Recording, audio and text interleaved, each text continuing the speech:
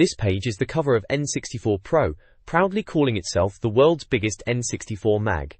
Front and center, the Man of Steel himself, Superman, is featured, teasing a review that promised he'd soar onto the N64. We also see Duke Nukem back for 0 Hour, and they've got the world's first review of Star Wars Racer tucked away there. Over on the right, the mighty Donkey Kong is hyped for his Country 64 debut, promising the latest screenshots. They've packed this issue with more too, mentioning Charlie's Blast Territory, Rampage Universal Tour, Buster Move 99, and NBA Pro 99. Plus, they're giving away a free Castlevania guidebook, quite the lineup for a summer issue back in '99. Please provide the text you would like me to summarize. Hewasi Hinshi, Hewasi Yiki. This page is looking like the cover and contents combined, proudly boasting it's the official, world's biggest N64 mag back in June of '99. Right off the bat you've got Superman flying in for the main cover story, which sounds like a proper read. And hey, free posters? Always a winner, especially with Supes on one apparently. Digging into the guts of the mag there's a prize party, promising goodies like limited edition Cell Art Fancy. Our little green alien mate, Tiphacks, is back with guides, shrinking himself down for micro machines and helping you through the spooky depths of Castlevania. Proper handy that little fella. Reviews are front and center, kicking off with an exclusive look at Star Wars Racer.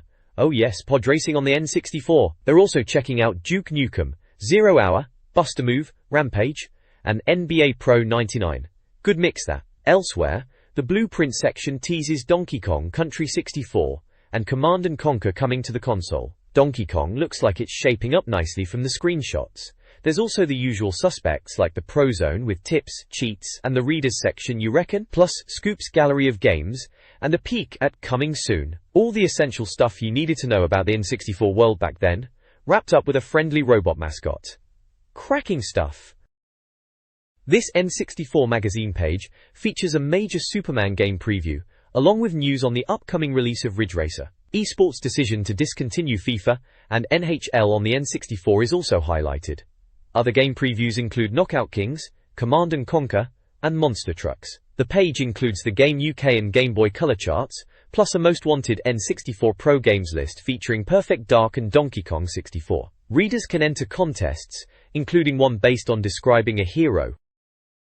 This issue features a win competition for RC cars and games, a preview of Ridge Racer for the N64, boasting over 300 cars, is highlighted, promising fast action and great graphics. Dragon Sword, an action RPG with 2 playable heroes, Kyland and Tia, is also previewed. Tiger Woods 2000, PGA Tour Golf, for the N64, is previewed as a fast-paced alternative to previous golf games. Finally, Kids Fest, a large event with football skills, gladiator challenges, and prizes, is announced. The next page is a rip-roaring advertisement for Vigilante 8. Ah yes, the sweet sound of metal being twisted and rockets flying. This page is pure vehicular combat chows, just like the game itself. You've got these awesome, stylized, weaponized cars leaping around, firing off missiles, and generally causing explosive mayhem. Look at that big old silver cruiser getting peppered with bullets while launching its own ordnance, and the blue sports car flying through the air ready to drop some pain. The main draw here, proudly declared, is the 4-player auto combat.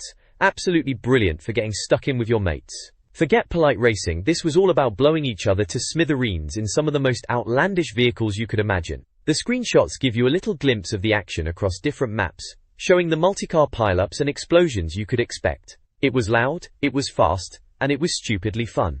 Activision and Luxaflux really nailed that Demolition Derby vibe with a healthy dose of firepower. This article previews upcoming N64 games. Command & Conquer is touted as a superior version to the PlayStation release, promising smoother gameplay and improved 3D graphics, with the analog stick enabling easier troop control. Double Donkey Trouble, likely Donkey Kong 64, is heavily hyped, with glowing descriptions of the screenshots, and plans to play a demo at E3. Finally, a kite design contest is announced, offering prizes for the most creative designs. This page kicks off with some fighting talk highlighting Knockout Kings 2000 with the headline, "Float like a butterfly, sting like E." It seems the game lets you recreate famous boxing moments and features legendary fighters alongside homegrown talent like Nas, suggesting the British lads might actually get a look in for a win this time around. a refreshing change from those typical Don King affairs. Next up, we dive headfirst into the world of monster truck madness in the Only in America section. Apparently us Brits don't know our monster trucks from our pickups, but this game aims to change that. It sounds like proper smashy-crashy fun with famous trucks, multiplayer madness, rumble mode, and even truck soccer. Then there's a bit of fun with Scoop Scarpered.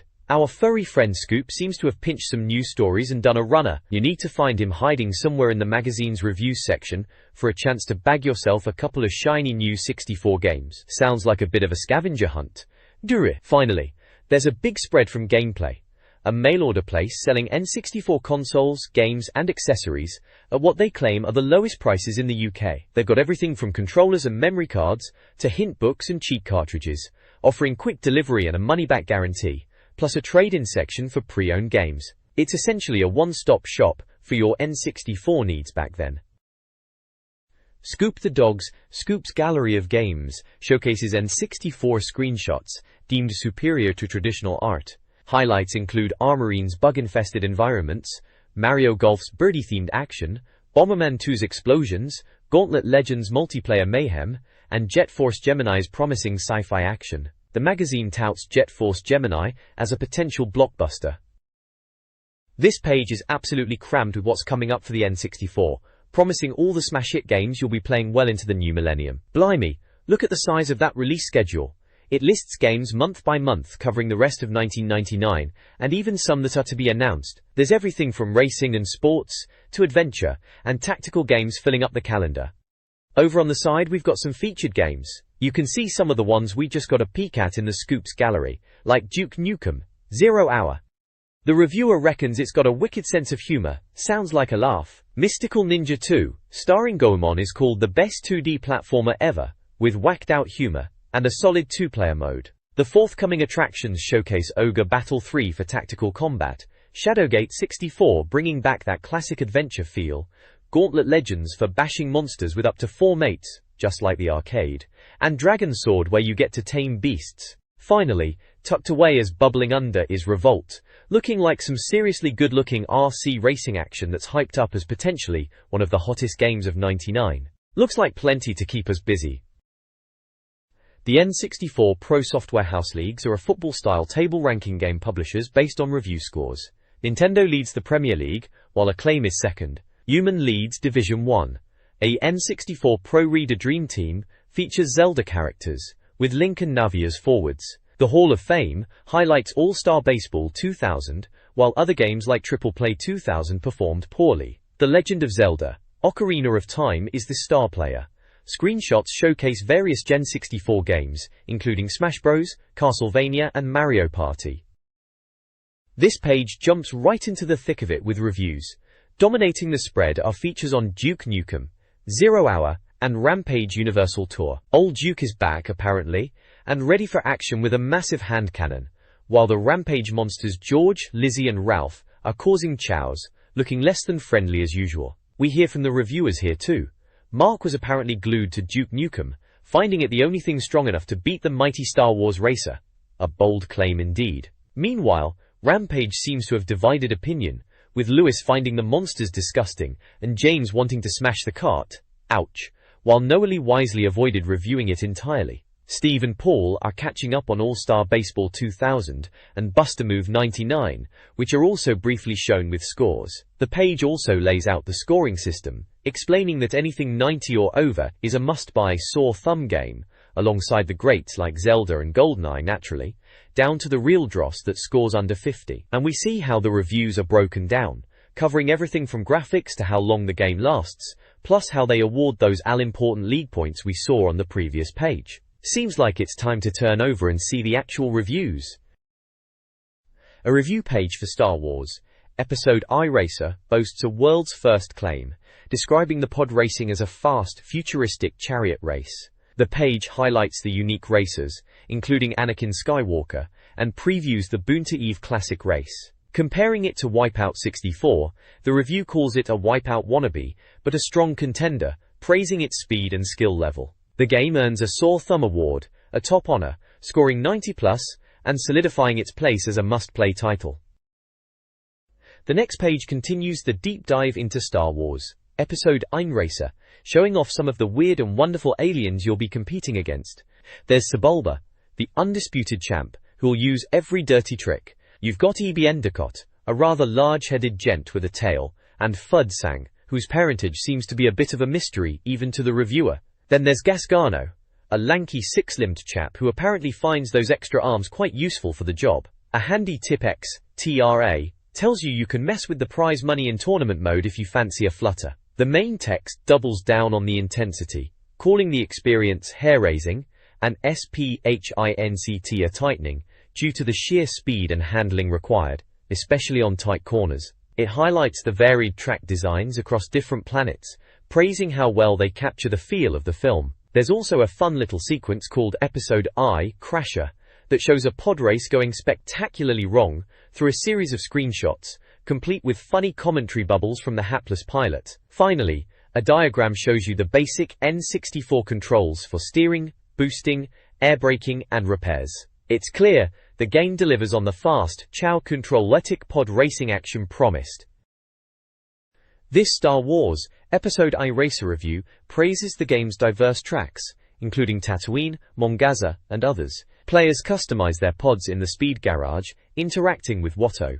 The sound design, particularly the atmospheric effects and in-race commentary, is highlighted. The review emphasizes the importance of repair bots and suggests skill and concentration are needed for challenging tracks. A crash sequence showcasing the dangers of overpowered engines concludes the review.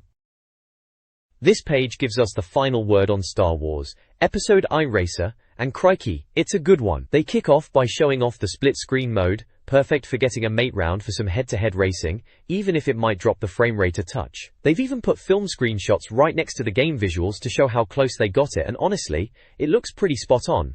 They ask even better than the real thing. Maybe a bit of a stretch, but it's certainly impressive. Warrington, the big number is right there, a cracking 93%, putting it firmly in the top tier. The breakdown scores are equally strong, with graphics and gameplay getting 9s, and sound and lastability not far behind on 8. Reviewer bloke Noely calls it blisteringly fast, dangerously exciting, and there's a funny dig about Lewis not being amused rather than Jabba. They detail the race finish too, showing the winner's podium with the alien crowd and the key racers getting their places. And essential stuff for any racer. There's a tip XTRA on how to nail that turbo start right off the line. Seems like LucasArts really pulled it out of the bag with this one.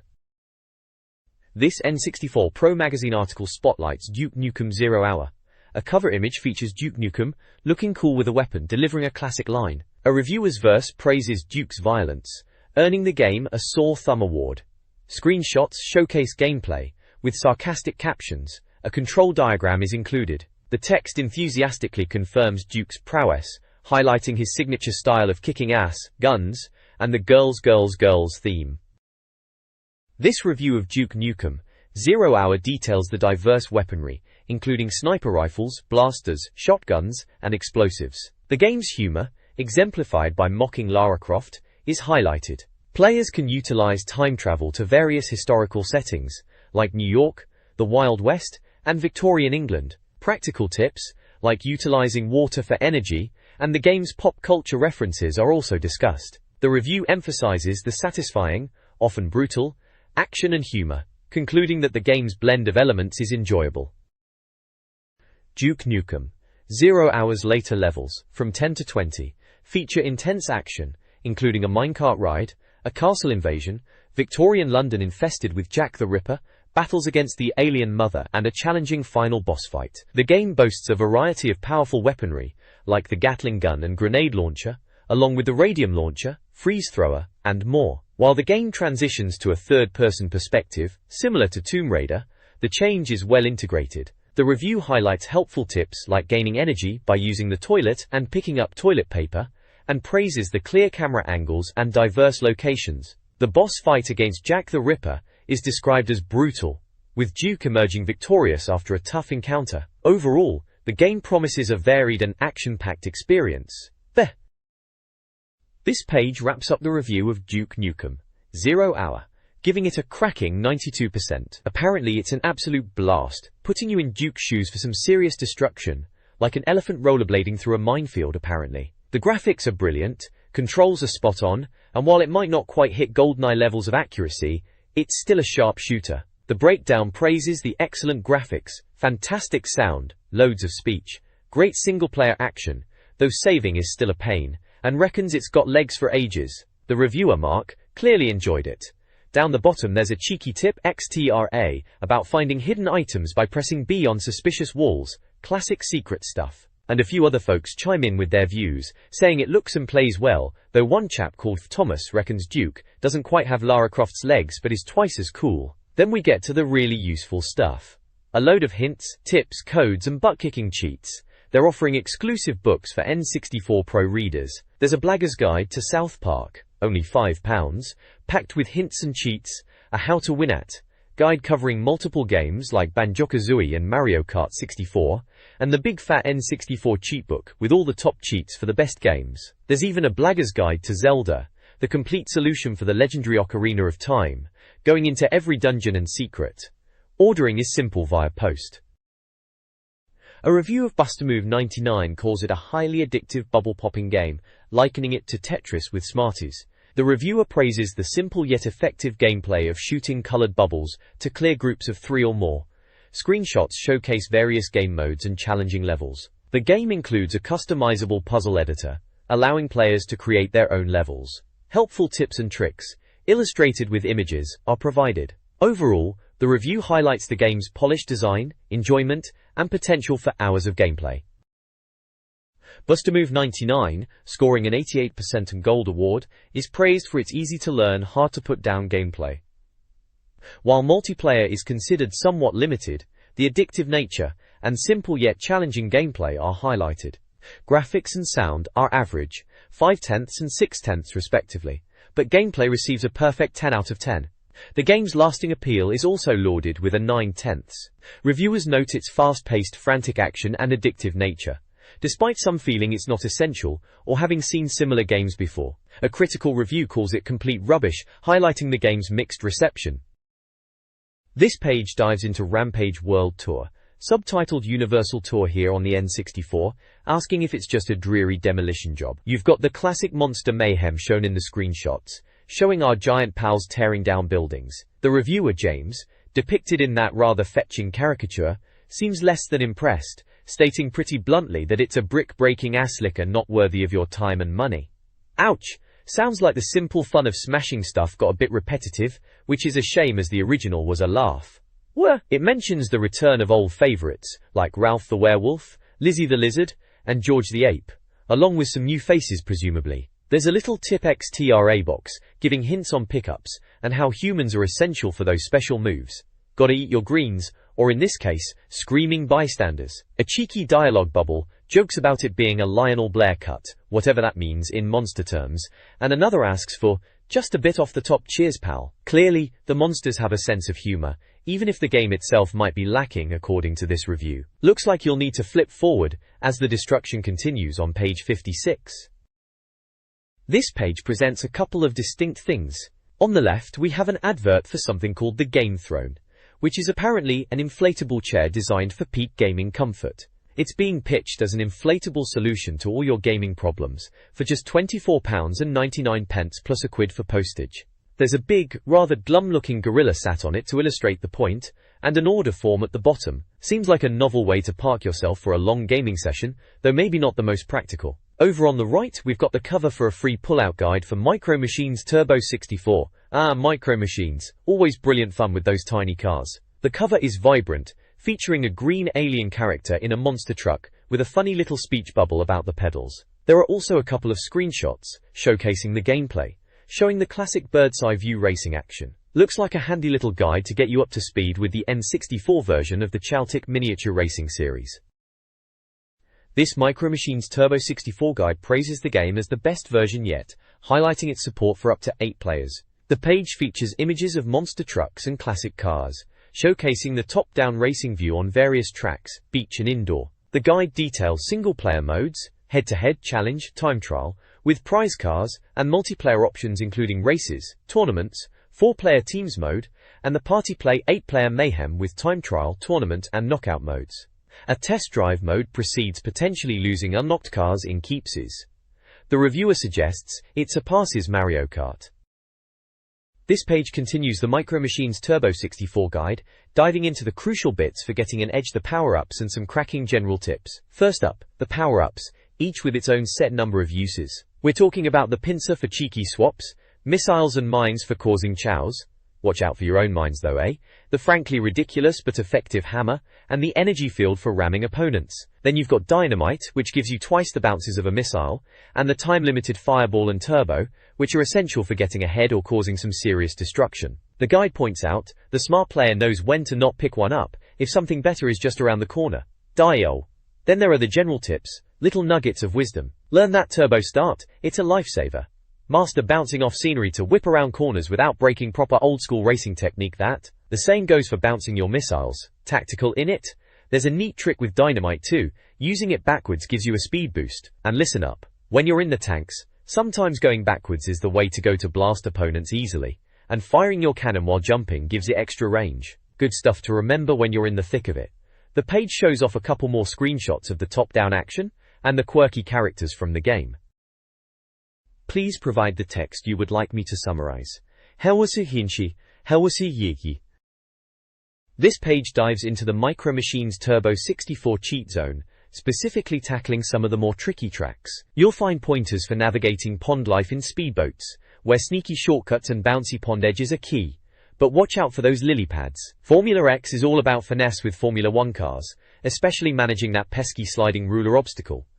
Good timing on the jump button can give you a crucial speed boost exiting the test tube apparently. Then there's the main course, which demands a careful touch thanks to treacherous drops and ramps made of books, offering up hammer and energy field power-ups to grab. Finally, beached buggies is the sandy slip-and slide, requiring short bursts of acceleration to master the drifting. The page also shows off some familiar faces from the game, and plenty of screenshots to give you a visual taste of the chows. Looks like practice is the best cheat code for most of these. This guide details challenging tracks in the Micro Machines Turbo 64 cheat zone. Difficult tracks, like baguette balance, requiring shortcuts, and right on cue, a deceptive shortcut, demand careful navigation. Advanced tracks, unlocked by placing first or second at turbo levels 3 to 5, are even more demanding. Snail Trail, for example, features a crucial shortcut involving a jump through a hosepipe.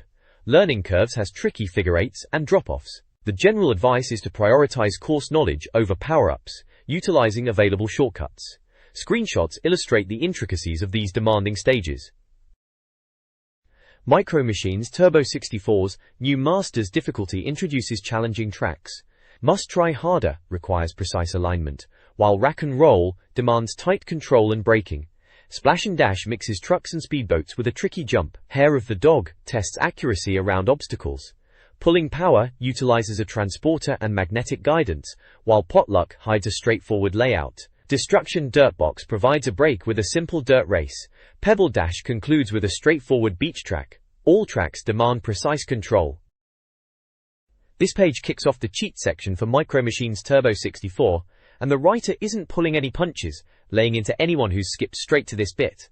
Apparently, real sportsmanship is long gone. Still, if you're after an edge on those tough challenge tracks we were discussing, you'll find cheats here. Some are entered by changing your character's name at the start, like Mog's Life for extra lives, all tanks to play as tanks, and give tracks to unlock tracks in specific modes. There are also codes for the pause menu, confirmed by a horn sound, giving you high jumps, turbo speed, or even slowing down the computer opponents. The page shows screenshots of the game in action, from a top-down view during a textbook maneuver track, described as surprisingly easy due to the camera, to shots of the bowling alley and garden tracks.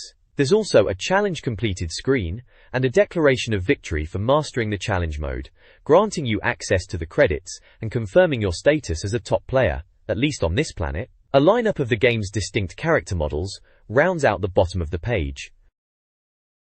This page continues the Micro Machines Turbo 64 cheat codes, picking up right where the last one left off. You've got the lowdown on the debug mode here, which is a nice touch for messing about, gives you options like winning the race instantly, changing camera angles, zooming, or even handing control over to the N64, which is, well, a choice.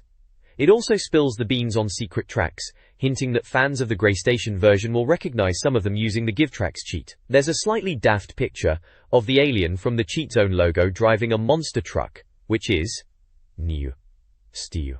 A look. And a couple more screenshots show off the game's environments, like a sunny beach track, and the select group screen where you pick your difficulty. Over on the right, you've got a few adverts. First up, the Wanna Be in My Gang promo for the Pro Crew. Trying to get you signed up for some insider stuff? Just flip to page 76 if you're keen. Below that is an advert for Tunguska, peddling backup devices like the Z64 and CD64, promising things like playing imports and emulating older systems on your N64. Finally, there's a mail-order advert from Video Games Limited flogging Zelda, Ocarina of Time for £34.99 and Forsaken 64 for a bargain £14.99. This page dives into the review for Rampage, Universal Tour, picking up the destruction where the last left off. You've got the monstrous trio of Curtis, Boris and Ruby, causing absolute chows, smashing buildings and munching on anything that moves across various global locations. The game's core loop is simple enough. Climb buildings, punch them down, and eat the unfortunate souls inside to keep your health up and power up special moves. But according to the reviewer, despite looking a bit better than its predecessors, it's frankly dated, and offers nothing new, especially compared to the high standards set by games like GoldenEye or Zelda on the N64. The consensus is pretty clear. It's not great. The game scores a measly 37%, even losing points from some Software House League penalty. The breakdown gives low marks across the board, and the other opinions are brutal, ranging from worst game I've played to just a good laugh for a few minutes before it gets boring. Priced at nearly £40, you're told to steer well clear unless you've got money to burn and no brain to strain. Honestly, stick with Blastcore instead. This page dives headfirst into the world of NBA Pro 99. Right off the bat, you're shown the pretty excellent Creator Giant feature, letting you build your own player from the ground up, tweaking height, weight, and even sticking on some bandages. You can create a tiny 5-foot guard, or go absolutely massive with a 7'11" giant. The review itself is a bit of a chat between a presenter and the reviewer, Noah Lee, and it gets quite let's say, descriptive about the game's visuals. Apparently the graphics are crisp and sweet-smelling, a definite step up from the last year's game, with smooth motion-captured animations. They mention the action can get a bit chaotic at times, with players getting tangled up, but overall the movement is praised. There's also a handy tip XTRA panel, giving advice on timing your jump shots. It looks like a solid improvement on the previous year's effort, even if the commentary style is a little eccentric. The NBA Pro 99 review scores a disappointing 60%. While graphics are improved from the previous year, animation and overall feel are still considered lukewarm and dull. Gameplay is quicker, but still slow and uninspired, earning a 6/10. Sound is similarly average, 6/10, and replayability is low, 5/10. Reviewers compare the game unfavorably to a disabled cheetah, and several express strong negativity, with one calling it really crap. The review suggests alternative arcade-style options like NBA Jam 99 for those seeking better dunking action. This page dives straight into the Pro Crew zone, promising a feast of N64 content. There's the Pro Arena highlighting Britain's top gamers competing across various N64 hits, sections for reader feedback like You Reckon, and readers' reviews, plus a swap shop if you're hunting for a bargain game cart. They're also teasing next month's issue with E3 previews, offering a database of info, and a way to grab any back issues you missed. And hey, you can even join the Pro Crew, apparently with chances to win stuff. The big spread, though, is all about Glover. There's some fantastic artwork featuring Glover, Frankie the Monster, an orange chap who looks like a dibber, and a bee wearing shades who seems to be challenging someone. This is Tipax's handy guide, reaching its final part, aiming to help you finish the game. Over in the cheat zone, they're breaking down prehistoric level 3 from the Fortress of Fear, guiding you through the platforming and encounters, including what looks like a Runin with a blue dinosaur creature judging by the screenshot. Looks like it's the home stretch for the guide on this N64 puzzle platformer. The next page wraps up the Glover guide, jumping straight into the thick of prehistoric level 3 and facing off against Frankie, the boss of the Fortress of Fear. You've got these cracking character illustrations taking up half the page, Frankie looking miserable, some weird purple and yellow bloke, and even a slightly cheeky green alien with some rather unfortunate neck modifications, bless him. The guide itself walks you through the level, giving pointers on how to navigate hazards like spikes and electric rooftops, how to use the ball's different transformations, and where to find hidden extra lives, Always handy, innit? There's even a handy little map of level 3 with a key so you don't get completely lost, though frankly a seasoned pro like myself probably wouldn't need it. Maybe. Then it's on to the big man himself, Frankie. Apparently you beat him by cleverly manipulating these brass platforms in his dungeon. It sounds like a bit of a puzzle boss, using the ball and switches to bounce your way up. The guide gives you the lowdown on exactly how to do it, promising Frankie goes to pieces once you're done. And just like that, the Glover walkthrough is complete. This N64 cheat page offers tips for several games. Vigilante 8 cheats include unlocking vehicles, unlimited items, and even enemy removal, with a dedicated code for all cars and tracks. Battle Tanks cheats grant invincibility and other advantages. Beetle Adventure Racing, touted as the best N64 racing game, guides players to find daisy boxes for unlocking a cheat menu. GoldenEye 007 receives a tip for finding the flight recorder, and there's a helpful N64 controller diagram. The page is a comprehensive resource for N64 gamers. Warrant meaning. The next page dives headfirst into the cheat zone, and let me tell you, the cheats are out there. First up, we've got WCW Nitro with a whole heap of codes. Forget subtlety, these let you do things like unlock all wrestlers, obviously, but also give everyone massive heads, growing heads, huge hands, extra rings, and even pull off some frankly bizarre YMCA dancing, because why not? Below that it gets even weirder with WCW characters, where readers have sent in instructions to create custom grapplers. Who wouldn't want to see Baby Spice or freaking Cartman throwing down in the ring? And wait, someone made Link from Zelda? In a wrestling game? What is even happening? Warriors. Over on the right, we hit MK Trilogy.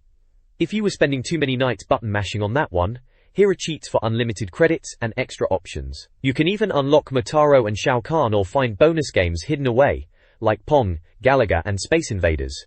Proper retro gaming packed into your fighting. Warranty. Finally, there's a big fountain of knowledge pouring out Zelda, the Ocarina of Time secrets. Everything from stealing a hat from the fishing dude, which is just plain rude, to finding sculptures, and even spotting a hidden Bowser. Plus, a handy note about some heart pieces they apparently missed in a previous issue. And of course, the Tipax helpline if you think you've found something groundbreaking yourself. Good luck getting into that pro crew club. This page is all about separating the pretenders from the legends in the pro arena, where the serious gamers get to flex. You've got your high scores for a whole load of classics here. Everything from 1080 snowboarding spills to GoldenEye perfect runs and those ridiculously fast laps in F1 World Grand Prix. It's a proper showcase of skill, featuring games like Legend of Zelda, Ocarina of Time, Diddy Kong Racing, Wave Race 64, and the Blur of Zero X. Look at these gaming gladiators putting the rest of us to shame with their times and scores. Some of them even have their mugshots in here, probably so you can recognize them in the street and ask for tips. And there it is, the Arena Champ box, highlighting Richard Dunn, who snagged himself a Pro Crew membership. Sounds like the exclusive club you mentioned needing to get into last time, so good on him for putting up those killer times in Fake Zero X and GoldenEye. It's all about bragging rights and getting into the gang by being the best at these absolute cracking N64 games. The next page carries on with the Pro Arena high scores, showcasing some proper skill in games like the absolute classic Banjo-Kazooie, Star Wars, Rogue Squadron, Lilac Wars, Mario Kart 64, and even Weetrix. Look at these times and scores. Some folks are just miles ahead, showing off their dedication to these N64 greats. You've got the form here, where hopefuls send in their photographic proof of skill to try and get their name and face into the mag, and join the ranks of Britain's top gamers. Oh, and a little correction from last month. Turns out Kevin Sini actually bagged that Pro Crew membership, not Richard Dunn as thought before. So well done, Kevin. On the other side, it's all about catching up on what you've missed. There's a handy section for ordering back issues of the magazine for £4 each, though it sounds like they're starting to run low, so better get in quick. You just fill out the form, pick how you want to pay, and send it off. They even have Flick from A Bug's Life reminding you to complete your collection. Cheeky! This page is a staple of the magazine, all about the readers getting involved with the swap shop and shoutouts. On the left you've got the iconic Link from Ocarina of Time standing guard over the section, where folks can flog off their unwanted games and shout whatever they like. Down below, the wanted list shows what everyone's still desperately hunting for. South Park 64 is top of the list, along with Zelda Oot, WWF Warzone, Turok 2, and Banjo-Kazooie. The not wanted list is where people are trying to shift titles like Mario Kart 64 and GoldenEye, which feels a bit sacrilegious, but hey, Someone's trash is another's treasure. The right side is packed with the actual swap shop listings. It's a chow-tatic marketplace of players looking to trade or sell everything, from consoles and controllers to loads of games. Mario, Zelda, Banjo, Turok, the lot. There are some specific highlights, like the Swap of the Month and Blag of the Month, for particularly good deals. Alongside that is the shout-out section, where readers send in messages, look for pen pals, and generally have a natter, proving the N64 community was alive and well. Finally, there's the form you'd fill out to get your own listing or message into the next issue. A proper hub for N64 enthusiasts to connect and trade. Subscribe to N64 Pro and join the Pro crew for exclusive benefits. Subscribers receive the magazine before stores, a monthly funky fanzine, membership card, mystery gifts, cheats, competitions, and insider info. A limited edition t-shirt is also included. UK subscribers can pay by cheque, postal order or credit card, £28 for 13 issues, or by direct debit, £6.46 every 3 issues, which enters subscribers into a monthly draw for a G4 steering wheel. International payment options and free post forms are available. This page is the classic "You Reckon" letters section, where the readers write in to tell the N64 Pro crew exactly what they think. It's packed with reader opinions and the magazine's responses, often delivered with their usual cheeky banter. There's a cracking letter calling Zelda 64 better than sex, which honestly isn't that far off the mark for some folks. Someone else is absolutely obsessed with Louise nerding, practically demanding a picture. On the gaming front, readers are debating the value of N64 games, comparing them to PS1 titles like Metal Gear Solid, and arguing about replayability. GoldenEye gets a mention as a cheap thrill, proving you don't need to break the bank for a good N64 blast. The Pro crew respond to all the mail, having a bit of fun, especially when people question who this Noelle is or bring up the picture of Louise. Visually, you've got Link looking heroic, a slightly questionable blue pasty sword accessory, some random cartoon fighters, a rather angry-looking rhino beast, and of course the requested photo of Louise nerding. It's a great snapshot of the reader's passion and the magazine's personality. The next page continues the reader mailbag, you reckon, with more passionate gamers writing in. We've got letters asking about the elusive N64 stealth games. Apparently there's an aisle detector machine involved, which sounds utterly barking mad, but hey, the Pro crew patiently answer. Someone else writes in practically declaring living without Zelda impossible, which frankly many of us can relate to, and they even provide photographic proof of their pilgrimage to Grunty Fen. There's also chat about the Ultra HLE emulator. Remember that?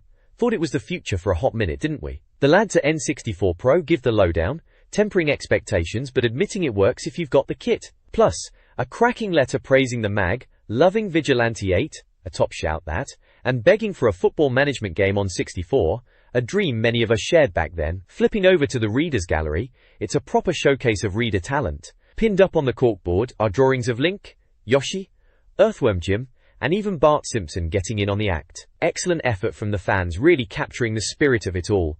And look at that chap jogging with a shotgun, attitude baby indeed. It's great to see the readers getting involved and showing off their artistic chops alongside their strong opinions. The reader reviews section launches, featuring player opinions on 64 games. Readers largely praised Mario Party, giving it a high score of 95% for its multiplayer fun and numerous minigames. Reviews for Turok 2 were more divided, with some praising the action and graphics, while others criticized the frame rate. Scores ranged from 99.9% to slightly lower scores. Rogue Squadron received overwhelmingly positive feedback, with readers calling it the best Star Wars N64 game, and comparing it to classics like X-Wing and TIE Fighter, reaching a high score of 99.9%. Reader reviews highlight several classic N64 games. GoldenEye 007 receives overwhelmingly positive scores, with readers praising its multiplayer and overall fun. South Park 64 receives mixed reactions, with some finding the humor exceptional and others deeming it rushed and repetitive, despite some appreciation for the weapons and multiplayer. Super Mario 64 is deemed an essential N64 game, but with some dissenting opinions on its quality. Ben Smith wins the review prize for his Turok 2 review. Game Boy Nation is highlighted as the go-to source for Game Boy Color cartridges. A What's the Score review system using character illustrations, top stuff, not bothered, well ropey, is introduced. A preview for the Disney Tarzan game, featuring 15 jungle levels and multiple playable characters, is included, though a release date is still pending. Reviews cover Lucky Luke, good graphics, Obelix, enjoyable but not top tier, Super Breakout, highly addictive, and Vrally, a colorful update of the classic racer. Finally, Rumble Race Top Gear Rally, recently received, is praised for its Rumble feature, and promises a full review later. The N64 Pro Buyer's Guide database provides comprehensive reviews of every N64 game. Using a 100-point system, reviews detail game specifics and highlight exceptional titles with sore thumb awards. Starting with shooters like GoldenEye 007 and Turok 2, the database covers various genres. Racing games like Ferrari F40 are also reviewed, along with simulation titles like 1080 Degrees Snowboarding. The database offers a retrospective look at N64's popular and less successful games. This page reviews a wide range of Nintendo 64 racing games, from realistic simulations like F1 World Grand Prix, 94%, to arcade racers like San Francisco Rush, 78%. Highly praised are Diddy Kong Racing, 91%, Mario Kart 64, 91%, and Wave Race, 91%, all earning sore thumb winner status. Wipeout, 92%, and Extreme Egg XG2, 88%, also receive positive reviews. Conversely, California Speed, 20%, Cruisin' USA, 41%, and Cruisin' World, 54%, are criticized as outdated and poorly received. The review covers a diverse selection of races, highlighting both the best and worst of the N64 lineup.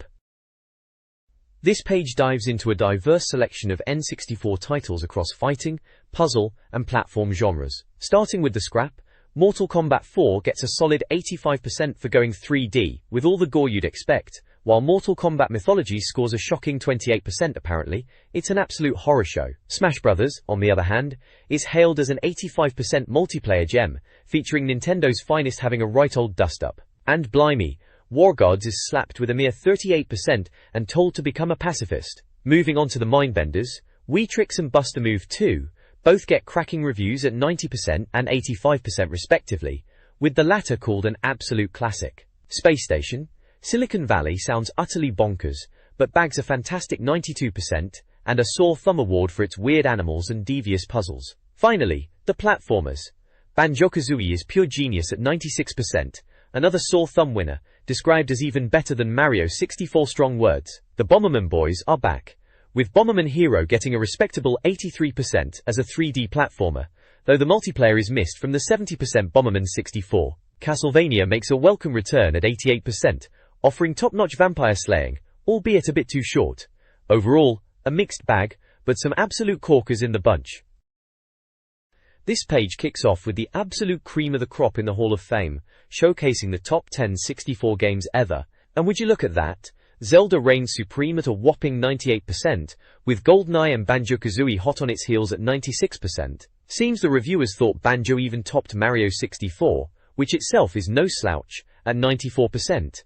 A solid list of classics really. Then we get into the glorious world of N64 sports. Konami's ISS series absolutely dominates the football field, with IS-98 getting a massive 96% and a well-deserved sore thumb award. FIFA 99 and 98 put in good shifts too, but Konami clearly had the edge back then. American football is well represented with a couple of Madden games scoring highly, and baseball gets a look in with the All-Star Baseball titles. Basketball is a bit mixed, with NBA Hangtime and Jam being more arcadey, while NBA Pro 98 frankly sounds a bit pants at 65%. Plenty of winter sports action with Nagano too, even if the hockey is just a slightly tweaked version. Mixed in are a few other titles, like the surreal Mischief Makers, the ninja antics of Goemon, and the platforming Gecko Gex. Overall, it's a cracking rundown of the best the N64 had to offer, especially if you're a fan of digital sports. Please provide the text you would like me to summarize. Bunny v. Durrington Zine. This page is absolutely buzzing, shouting about what's coming next. There's a massive splash about an E3 special report, hyping up Nintendo's big reveal in Los Angeles, promising tons of new games, and suggesting there will be plenty of surprises. Right next to it is a teaser for Red Hot News, guaranteeing they'll cover anything big, wherever it happens. Then we get a glimpse of the future with a blueprint teaser for Perfect Dark, bragging that they've already played it, and you'll read all about it. Always nice to see a magazine getting handsome. Below that, the cheat zone is teased with the legend himself, Duke Nukem, promising tips and tricks with the classic line, "Tips, get some, and make sure you all get some too." Off to the side, there's the usual mail order stuff, trying to tempt you into joining a club for discounts and freebies, along with various lists of games and accessories for N64, Game Boy, and even PlayStation, showing off prices and some tempting deals. There's also a rather impressive list of free gifts you could snag, ranging from controllers to inflatable furniture. Seems like they were trying to offload anything they could get their hands on back then. Finally, it announces the magazine issue goes on sale May 27th,